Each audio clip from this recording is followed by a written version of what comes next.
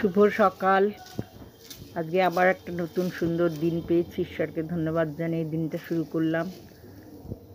এখানে নিয়ে নিয়েছি কুলেখাড়া পাতা, একটু ভালো করে বেছে নিচ্ছি, তারপর বেশি করে জল দিয়ে ভিজিয়ে রেখে দিই।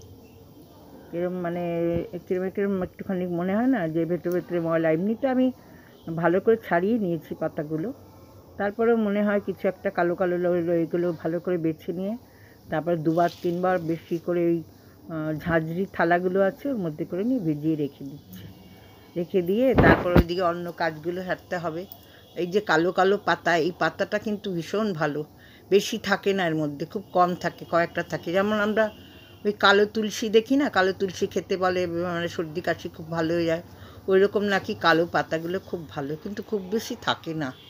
এই এই যে কটা আছে খুব কমই পেয়েছি, রোজই একটা দুটো করে পাই আর কি। আর এখানে দিকে চালটা ধুয়ে নিলাম, চালটা ভালো করে ধুয়ে নিয়ে জল দিয়ে ভিজিয়ে রেখেছিলাম। এবার চালটাকে ধুয়ে নিয়ে এতে দিয়ে দেবো।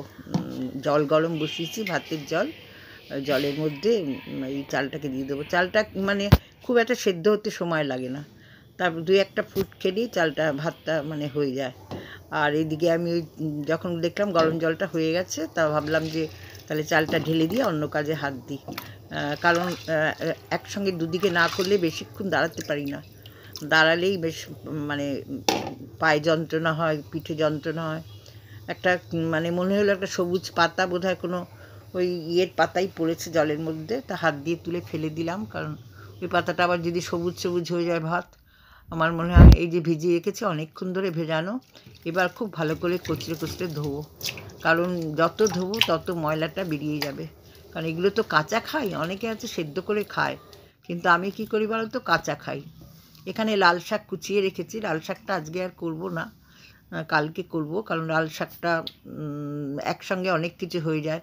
পালং শাকে এত শাক খেতে পারি না, তার সঙ্গে তো অন্য খাবারও রাখতে হয়, তাই এরকমভাবে আমি কুচিয়ে বক্সে করে রেখে দিই, তাহলে কী হয় পরের দিন রান্না করতে সুবিধা হয়। এখানে পালং শাক কেটে ধুয়ে ভালো করে ওরকম সেই কুলেখাড়ার মতন করেই ধুয়ে রাখবো। এখানে আমি খাটের মধ্যে একটা রাবার শিট পেতে বসে আমি কেটে নিলাম, বসে কাটতে আমার একটু সুবিধা হয়, তার জন্য আমি ভাবলাম কেটে কুটে একদম সবই একসঙ্গে কেটে বক্সে করে নিয়ে তারপরে আমি রান্নাঘরে যাই। এবার পালং শাকটা কাটা হয়ে গেছে, দেখো কিরকম গ্রিন একেবারে।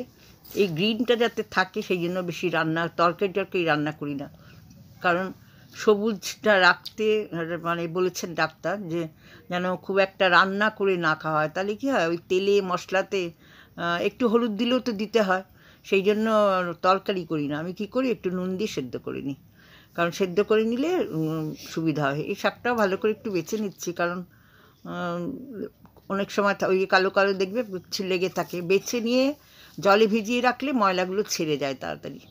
তাই আমি আস্তে আস্তে ওগুলো এক একটা করে সমস্ত বক্সে করে করে নিয়ে নিলাম, নিয়ে এবার আমি সব কিছু নিয়ে কিচেনে এলাম। ভাতটা ফুটতে শুরু করে দিয়েছে, ভাতটা ফুটে এলে ওই যে থাকে না ওপরে একটা আলগা দেখবে চাল দেওয়ার পর একটা সাদা মতন ভেসে ওঠে ফেনা মতন, ওইটা সবসময় ফেলে দেওয়া উচিত, কারণ ওইটার মধ্যেও আলগা একটা চালের ময়লা থাকে। আমরা যতই চাল ধুই না কেন একটা থাকে, একটা আলগা ময়লা থাকে, সেই জন্য আমি কি করলাম ওই চালের ওই এটা ফেনাগুলো আলাদা করে ফেলে দিলাম। এবার ভাবলাম যে আগে ভাতটা হচ্ছে হোক, আমাকে তো এখন অনেক টুকটুক করে একটা না একটা কাজে করেই যেতে হবে, কারণ সব কিছুই তো নিজেকেই করতে হবে, তোমরা সবাই জানো।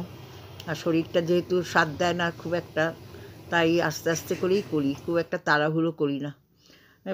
দেখো এখন এইগুলো নিয়ে নিয়েছি পাতাগুলো, এই কুলেখাড়া পাতাগুলো নিয়ে নিয়েছি। এবার ভাবছি ওই একটা মিক্সিতে মিক্সির বাটিতে নিয়েছি, এবার একবার কি দুবার দিয়ে ঘুরিয়ে নেবো, তাতে মানে চট করে হয়ে যাবে।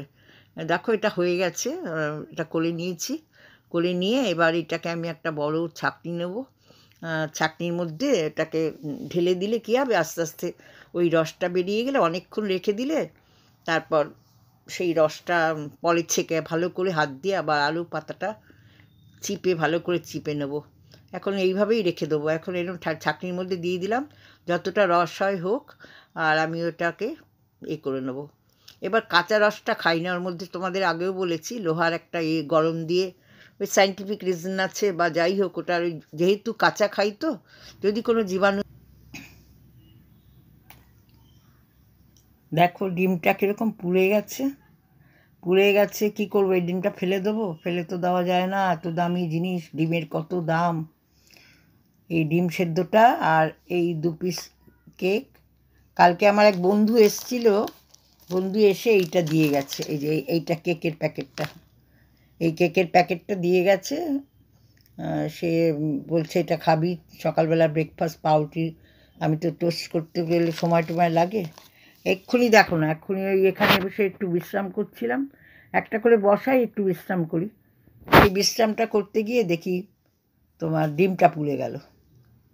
এই জন্য খারাপ লাগে, কোনো জিনিস পুড়ে গেলে, খাবার জিনিস পুড়ে গেলে খারাপ লাগে। অবশ্য মনে এগুলো খুঁতখুঁতে, কারণ আমরা তো অনেক কিছুই পুড়িয়েই খাই, যেমন বেগুন পুড়িয়ে খাই, হ্যাঁ অনেক কিছুই পুড়িয়ে খাই, টমেটো পুড়িয়ে খাই। ডিম যেহেতু পোড়া লাগছে, কেরম একটা মনে কষ্ট লাগছে, যে দুঃখ লাগে যে ডিমটা বোধহয় পুড়লো আমার, তাহলে খারাপ হবে কিছু। তা না, আসলে এটা তাই, যাই হোক এটাই খেয়ে নেবো ডিম দিয়ে। এই আমার ব্রেকফাস্ট, আমি ব্রেকফাস্টের জন্য এই নিয়েছি, আর এই খাবো। এই খাওয়ার পর এবার যাব আমি এই ইয়ে করতে, তোমার একটু জামা কাপড় ধোবো, আর একটুখানি কী করবো, স্নান করব। ভুলেই গেছি কী কথা বলতে হয়, এখন ভুলে যাই একদম। এটাই হলো রক্তাল্পতার ব্যাপার, খালি ভুলে যাচ্ছি। ডাক্তার বলে খুব ভুলে যান আপনি, হ্যাঁ ভীষণ ভুলে যাই। যাই হোক, এরপরে যে যা হবে তোমাদের সঙ্গে আসবো। খেয়াল ছিল না কলটা খোলা ছিল, ভীষণ জলের আওয়াজ হচ্ছিল, ওই জন্য ওটাকে অফ করে দিয়ে ভয়েস ওভারই দিতে হলো, তা নাহলে আমি অনেক কথা বলেছিলাম।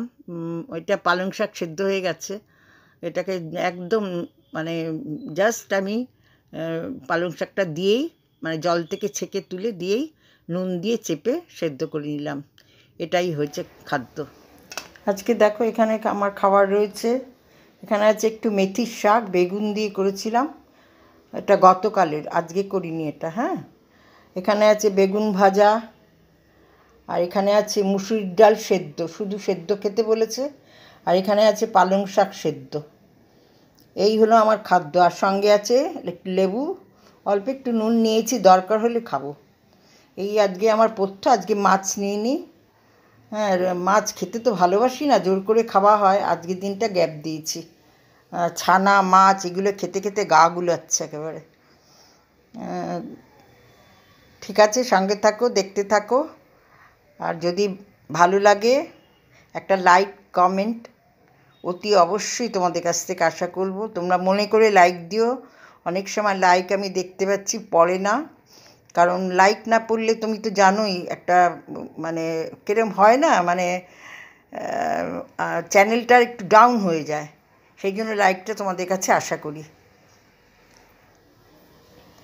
আর কি বলবো, বেশিক্ষণ আর বেশি কথা বলছি না, যদি সম্ভব হয় পরে দেবো, আর নালে এখানেই আমি আজকে তোমাদের টাটা করে দিচ্ছি। সবাই খুব সুস্থ থেকো, ভালো থেকো, সাবধানে থেকো, টাটা, বাই।